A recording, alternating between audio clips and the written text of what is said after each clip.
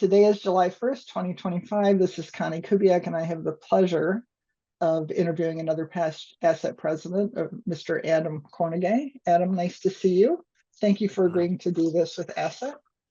Thank you for Can asking you me. tell me where and when you received your credentials and where you currently work? I received my credentials when I lived in Jersey and worked at the University of Pennsylvania back in 2001 and 2003.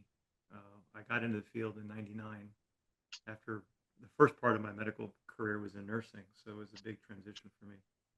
Um, and currently, I am self-employed. I work as a neurodiagnostic consultant. So what drew you to neurodiagnostics? The people, the excitement of always having something to learn.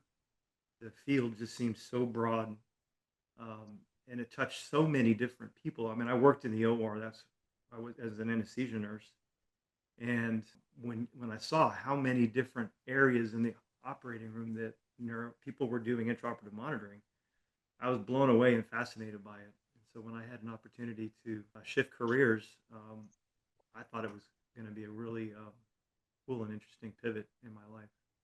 So I took the plunge. So was intraoperative monitoring a popular specialty when you were starting in the early 2000s, late 90s, early Uh, 90s? I would I mean, through my lens, I would say it was probably shifting to become super popular. It probably happened probably more in the early '90s, but it was definitely gaining momentum by the time the early 2000s uh, rolled around. Who were your early career mentors? The people who took a chance on me, uh, Liberty Simmons, Susan McDonald, Mike McGarvey, Dr. Mike McGarvey. They took a chance on a little LPN who showed some talent in the anesthesia world, but they were willing to do on the job training. And wow, I mean, I'll never be able to thank them enough for the opportunity that they gave me. It changed my life. What were your earliest career influences? My earliest career influences.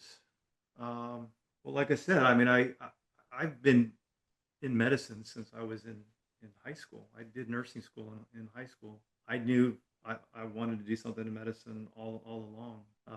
So I've had different people pop in and out of my life from time to time who have impacted me in each of the specialties that I've worked in. As a nurse, I've got neuro background, renal background, labor and delivery, believe it or not, private practice, dialysis, and working as an anesthesia nurse. And I'm sure there's others, but in each of those areas, I had people who would step up, be nurse managers or other coworkers who would always help me to be bigger, better, stronger. They embraced my ideas and allowed me to grow. And it's a pretty wild career that I've had. Who'd have thought, right? Yeah. If you had not gotten into neurodiagnostics, what do you think you would have done? Or what would you have liked to have done? Oh, I would have been a nurse practitioner. I was actually enrolled. I was one semester into. I was accepted in the nurse practitioner program at LaSalle University. So um, it was just the right timing. I mean, like I said, I'd only invested one semester, and I mean, I was able eventually to pivot down the road and get my master's degree or my bachelor's in health science and then my master's in business. But yeah, I would have been a nurse practitioner for sure. Why do you think intraoperative monitoring took off when and how it did? Well, like I said, I mean, I still, even though it's what 26 years later, I still feel like I'm just a little infant in this space. I mean, so but from my lens, seeing things the way that they are, I mean, I think it started taking off and in the really taken off probably in the early '90s as technology started getting a little bit better and people were able to understand how they could provide real time feedback to surgeons to better take care of patients when it came to neural structures. So I got to think as technology would allow people to get, to grow in that space that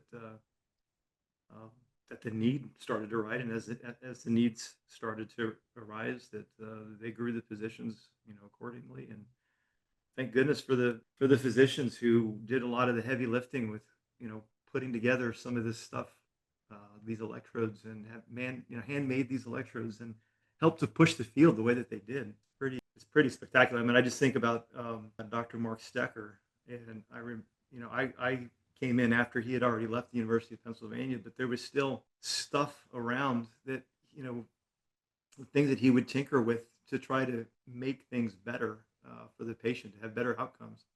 It's pretty cool. And, there's a lot of people out there that were like him. What equipment did you train on, and what do you think were some of the limitations of it? It's funny. I saw that question, and I'm trying to think. I think I started with the Nicolay in the operating room, and at some point I switched over to the Protector. But I only have memory of the Protector because I used it for so long, all over the place. But yeah, I think those are the two pieces of equipment that I used. I know you've had a lot of equipment influences over your years as a manager and in different things. Yeah.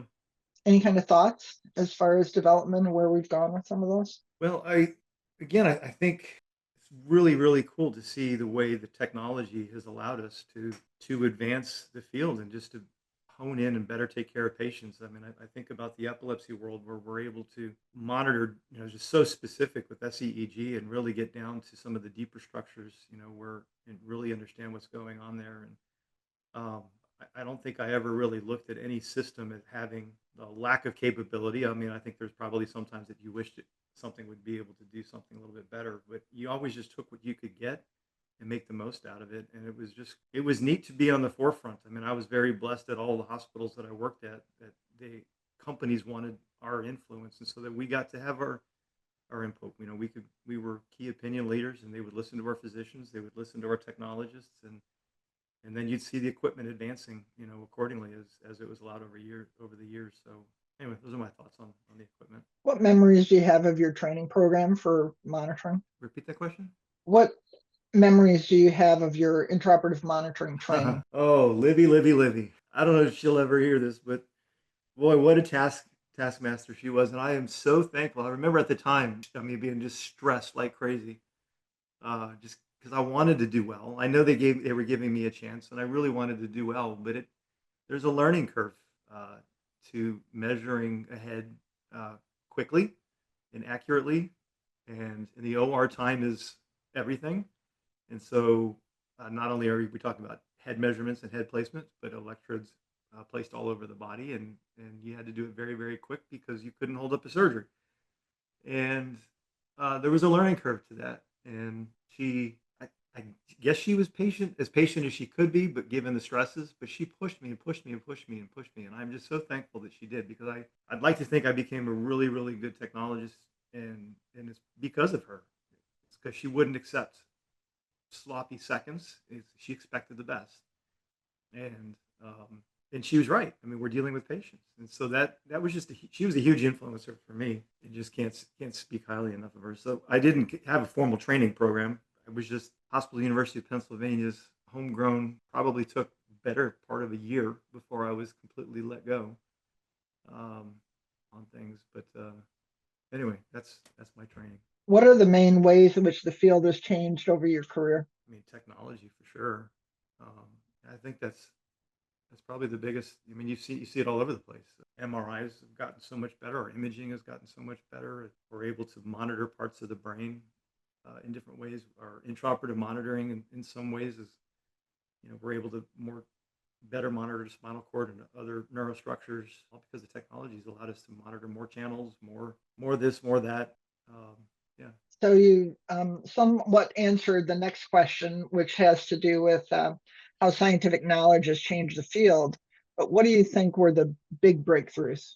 Breakthroughs of scientific knowledge. Well, I just right off the top of my head, I mean, you think about the technology being able to monitor single cell activity in Parkinson's, for example, and what that type of deep brain stimulator is allowed, not only just the treatment for Parkinson's, but now because they understand that those parts of the brain, they're able to start thinking about ways that they can treat depression. They can look at ways that they can treat other ailments. And so just the technology has allowed for brilliant minds to be able to just take things to another level, to treat people who were at one point considered uncurable or unreachable. And we're seeing those advancements all the time, and technology's just played a big part in that. And it's also the curiosity of mankind, I guess. The brilliant physicians throughout time have been able to push the envelope, or brilliant scientists, I guess, in general. not just physicians. What are two or three big issues in neurodiagnostics that people are working on to solve today? As a consultant, what are some of the things that they're coming to you for help with? Well, I mean, it's definitely the big issue is staffing, number one. I mean, that's not anything a consultant can solve. I mean, but we continue to see as people are finding finally starting to treat the brain like the heart and realize that it needs to be monitored 24/7. That is just added an exponential need um, for technologists or people to be able to care for the patients. And so shortage of technologists or just trained professionals. We're still very much in a lot of smaller rural hospitals or medium-sized hospitals. There are still neurologists or other professionals who don't understand the importance of having trained people. So education is falling short. As you know, EKG techs are told that they can just go slap on some electrodes on the brain, and that's going to be okay. But we know that the quality on that really suffers, and the patient ends up taking the brunt of it and end up being misdiagnosed or mistreated oftentimes as a result. And so I think lack of education, lack of training, and then just access. I mean, just thinking about population health. I mean, that's one of the big reasons my company exists is to try to better take care of patients as close to home as possible, so they don't have to drive hours and hours and hours just to get basic neurodiagnostic care. We've got technology and we've got resources today that can really help them, but they don't have an infrastructure to be able to do it. And they're all oftentimes they're managed by people who don't know anything about neurodiagnostics, and so they don't know what they don't know. They don't know. They don't know how to manage their technologists, if they even have them, and they certainly don't have any ability to know if they're doing a good job. They don't invest in their education, and they don't know how they can improve things in their area so that they can better serve their patients. So I think that's three things I touched on. What are the main areas of professional discussion or disagreement today in the field? I mean, a big one is these companies are coming out with a rapid EEG and the way that they've introduced them into the world. They've introduced them, and often, in many cases, circumventing ASET and the other neurodiagnostic professionals and neurologists, and they've done it kind of gone around about going straight to ERs or other physicians. So I think that's created a problem because instead of working with the technologists and trained clinical neurologists or neurophysiologists, it's just created some dissension. And we know this technology is going to be here. I'm a believer that there are benefits to it, but we've got to find the right way to be able to use it to take care of patients. What are you most proud of in your professional life? Oh, gee. I'm very proud of my neurodiagnostic registries. I've got EP and CNM. The amount of work and effort that it took to obtain those while being a young father, having two young kids, to be able to achieve that was very special. And then also when I went to grad school and I got my master's in business, I received a 4.0 GPA, and I did that again, raising young kids. And I'm very proud of the way that I raised my kids. I didn't sacrifice anything from them, and I was still able to achieve something pretty remarkable. And then I'm just very proud of the way that my career. I mean, it's certainly if you had asked me 40 years ago if my career would have taken this route, there's no way I could have written this out. But very proud about where I'm at and the lives that I've been able to impact as a result of where I've worked. So I always tease people about coming over to the dark side of neurodiagnostics because most EEG techs work in the dark, right?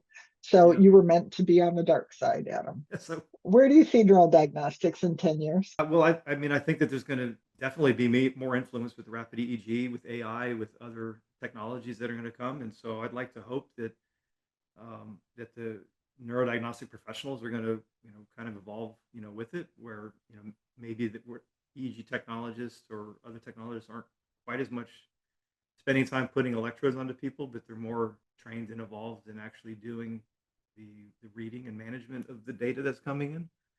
I think it would be very challenging to think that AI is going to be able to take over all of that. I mean, it's only as good as what's being fed into it. But I also know that as the demand continues to rise and increase, there's not enough neurologists. So there needs to be, in my opinion, a pivot somewhere in there where they can get better trained help. And I think it's very easily suited to the EEG technologists and neurodiagnostic professionals that we already have. So it's just a matter of trying to find a way to evolve it over time. What is the best piece of advice that you've ever received? To be a servant leader, to work harder than the others. Always have a good heart and a good attitude, and be consistent. But being a servant, I mean, and it's something that was very easy for me. I guess that's why I was drawn to nursing and medicine. But to serve people, yeah. Is there anyone in neurodiagnostics that you think it would be beneficial for the HAC to speak with? I don't know who you've already talked to, but I think I'd refer to Connie Kubiak, who knows everybody. Um, I mean, my goodness, there's so many different prominent people in our field, physicians across the country, previous board members. Yeah, I mean, I think I'll defer that to you. Way to take the easy out. Any prominent physicians that you feel we should document that you've come across, either in your readings or your time on with ASET? Well, like, I mean, I go back just to my heart and my just appreciation for what Mark Stecker has done. So I would think that he's already on your list, but he comes to mind just because of my OR world.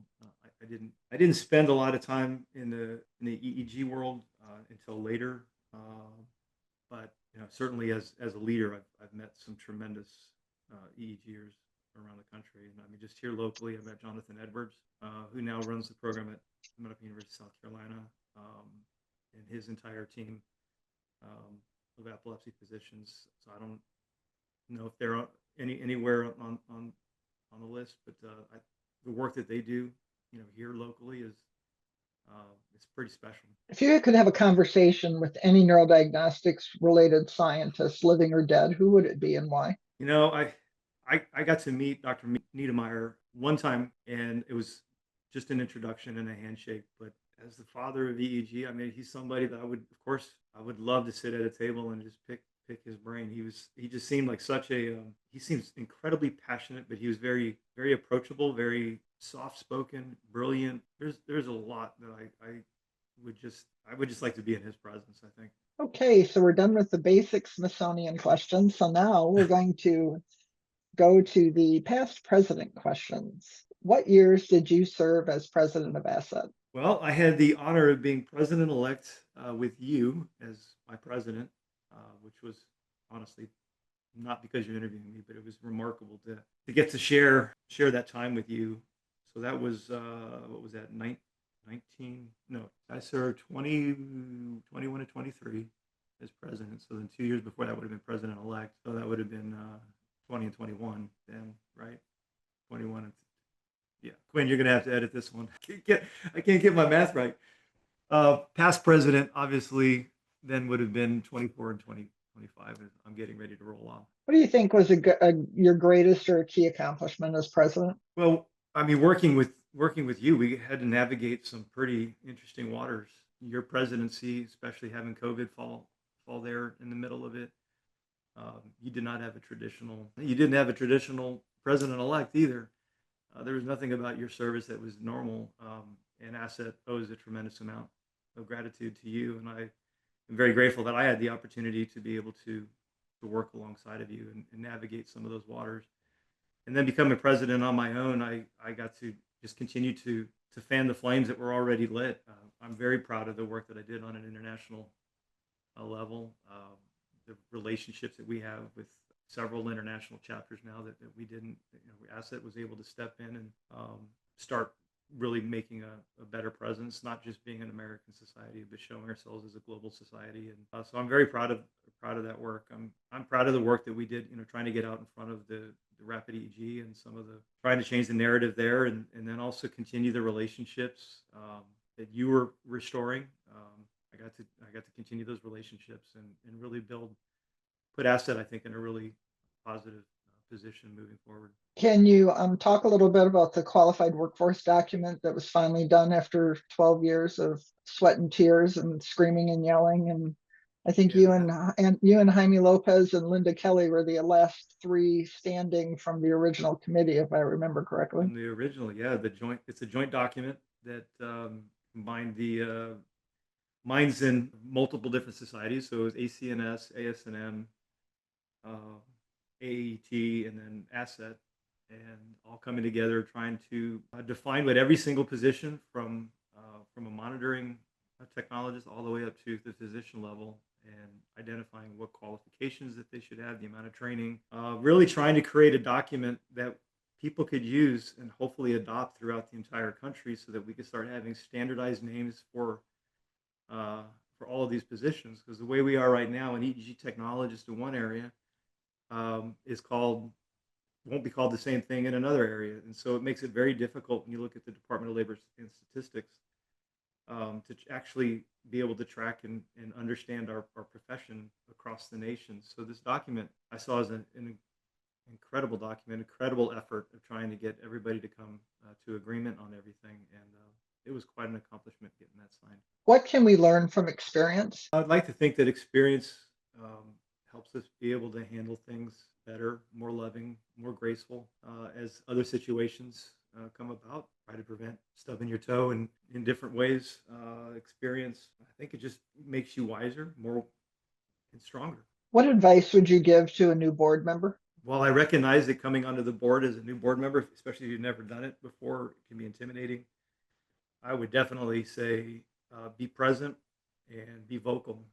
You're brought to the board for a reason, and your voice matters. And so, yeah, your voice matters. So be present and be vocal, and know that you're there to make a difference. What advice would you give to a new ASET member? Come to a meeting, an annual meeting, early. Find a way to do it. There's nothing like coming to an annual meeting and just meeting an incredible group of people that you will instantly become friends with, be able to network. You realize that you're not alone, wherever you're at your particular program. You make friends for life. I can't even put into words how meaningful assets and the people who make up ASET have been to me throughout my life. It's an incredible experience. So go to an annual meeting, and then I would also say get involved. Understand that volunteerism is important. There's lots of ways that you can help the society. Find what you're passionate about and plug yourself in, and just plug yourself in. What elements are important to sustain a legacy? I just go back being a servant leader, being humble, being patient, just being an example for people. At the end of the day, I'm less concerned about my legacy as I'm about the legacy of the society. But I think you do that by just continuing to put good people there. Where do you see ASET in the next 5 years? I think ASET is going to be redefining the profession, as I kind of alluded to earlier. I'd like to think that that we've got the right people in place that can really launch that, help redefine what the technologist's position is going to look like, and also really start to or continue the journey on the international front. There's so many areas of this world that are so underserved, as you know, and you've got developed and underdeveloped countries that still have patients who need better quality neurodiagnostic studies done in those regions. And so really trying to continue to grow. I'd really like to see ASET do that. Adam Kornegay, on behalf of ASET's Historical Advisory Committee, I want to thank you for your time today. Thank you for having me.